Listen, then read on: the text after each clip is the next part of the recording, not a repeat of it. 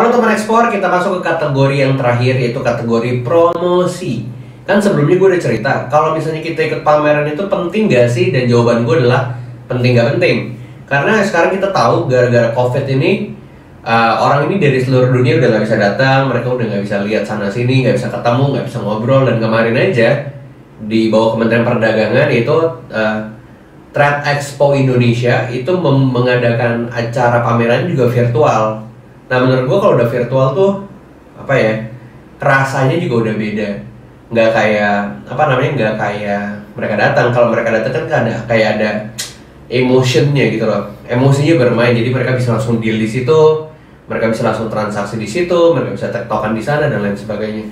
Tapi kalau misalnya sekarang COVID ini yang gue bicara menjadi sebuah senjata paling powerful untuk teman-teman yang pengen ekspor adalah website. Itu penting banget guys. Jadi di materi pertama pas gue bicara website itu tidak terlepas dari yang namanya domain dan hosting. Jadi apa itu domain dan hosting? Memang kelas ini bukan kelas yang benar-benar harus mengajarkan soal website, tapi menurut gue website itu menjadi salah satu bagian yang sangat-sangat penting kalau kalian mau ekspor gitu loh. Kan gue bilang di telegraphic transfer, kalau teman-teman yang pengen ekspor tanpa modal itu kan konsepnya adalah meminta si pembeli itu melakukan down payment. Nah plusnya adalah kalian bisa tanpa modal, tapi minusnya kalian harus meyakinkan pembeli untuk percaya dan transaksi dengan kalian. Salah satunya adalah menggunakan website. Dan menurut gue malah website ini yang paling penting untuk bagaimana kalian bisa mempunyai, bilangnya apa ya, pencitraan yang bagus gitu ya, mempunyai nilai yang baik di mata si buyer. Oke, jadi sebelum kita bicara pembuatan website, gue bicara soal domain dan hosting. Mempunyai domain dan hosting yang general dan universal, menurut gue itu membuat si website ini bisa naik ke halaman satunya Google.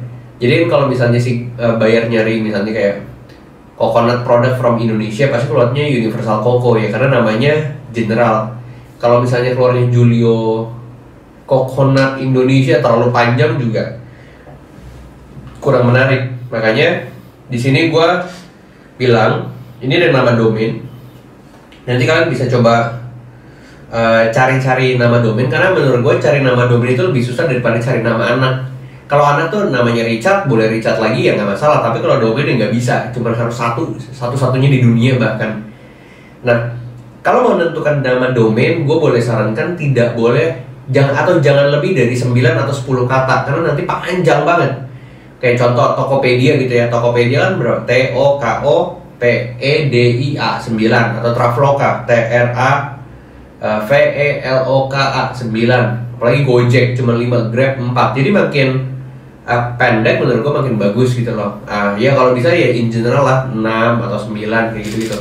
Nah, sekarang misalnya kalian pengen mainnya di rempah-rempah. Kalian harus pikir nih, rempah-rempah bahasa Inggrisnya apa? Jangan malukurempah.com gitu, janganlah, karena nama rempah kan bahasa Indonesia.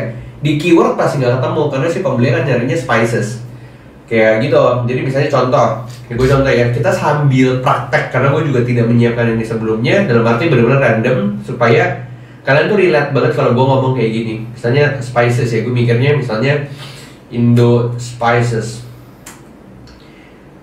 Kalau carinya yang .com ya guys ya, tuh indospices.com nggak ada, udah diambil, berarti ganti lagi. Namanya tuh yang universal, namanya yang general. Misalnya bilangnya Spice Indonesia,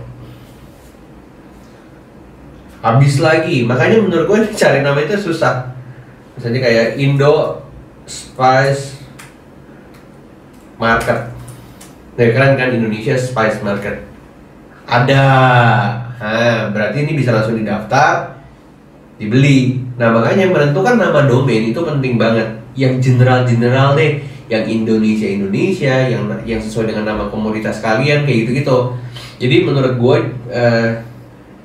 bukan berarti bikin nama website itu harus nama perusahaan, enggak loh.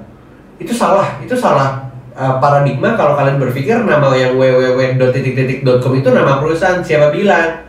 Kalau nama perusahaan, jadi gini, bahkan bikin nama perusahaan aja harus Indonesia loh. Sekarang ya, peraturan di Indonesia kalau mau bikin PT harus nama Indonesia. Masa nama Indonesia ditaruh di website? nggak ketemu nanti di keywordnya. Kalau misalnya kalian cari coconut product from Indonesia, pasti Universal Coco My Company yang keluar jadi nomor 1 karena Universal coconut. Jadi ya memang perusahaan itu bergeraknya di kelapa. Jadi ya tidak ada keraguan lagi untuk si pembeli ini nanya-nanya kayak ini bener nggak sih perusahaan kelapa? Ya beneran orang kelapa kok. That's why kalau kalian bikin website, bikin yang bener-bener tuh spesifik. Kalian mau jagonya di mana? Nggak bisa semua langsung dikerjain. Mau ikan, mau rempah-rempah, mau buah, ya mau produk manufaktur dalam satu website. Ketahuan banget kalau kalian tuh calo dan quote and quote kalian tuh trader tuh ketahuan banget. Karena nggak ada satu perusahaan yang di dalam satu perusahaan itu jualan semuanya kecuali ikan. Kalau misalnya ikan seafood itu ya, kepiting, ikan, udang, cumi-cumi, nah itu masih sejenis. Kalau misalnya rempah-rempah ya pala ya coklat ya vanili ya sejenis. Kalau kelapa ya kelapa dan turunannya kayak gitu. Jadi ini adalah cara menentukan nama domain yang tepat. Itu membuat kalian tuh bisa dalam kolom pencarian Google di halaman pertama. Jadi menentukan nama domainnya juga harus dipikirin ya, jangan sembarangan dan jangan asal tembak aja gitu. Oke guys, jadi di materi kali ini gue cuma pengen cerita bahwa nama domain ini penting dan juga hostingnya juga nanti kalian beli. Ini kalian tinggal lanjutin aja, jadi gampang kok, kalian bisa cek di YouTube untuk pembelian lebih jelasnya.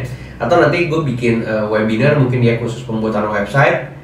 Terus kalian kalau udah dapat nama ininya, kalian keep dulu. Kalau udah rasa bagus ya beli aja, toh juga cuma 100.000 kok per tahun. Nanti habis itu di materi selanjutnya kita akan belajar soal bagaimana cara pembuatan website. Jadi kalian tuh nggak perlu bikin sama orang. Kalau bikin sama orang kan bisa 10 jutaan. Kalau bikin sendiri bagus dan juga murah.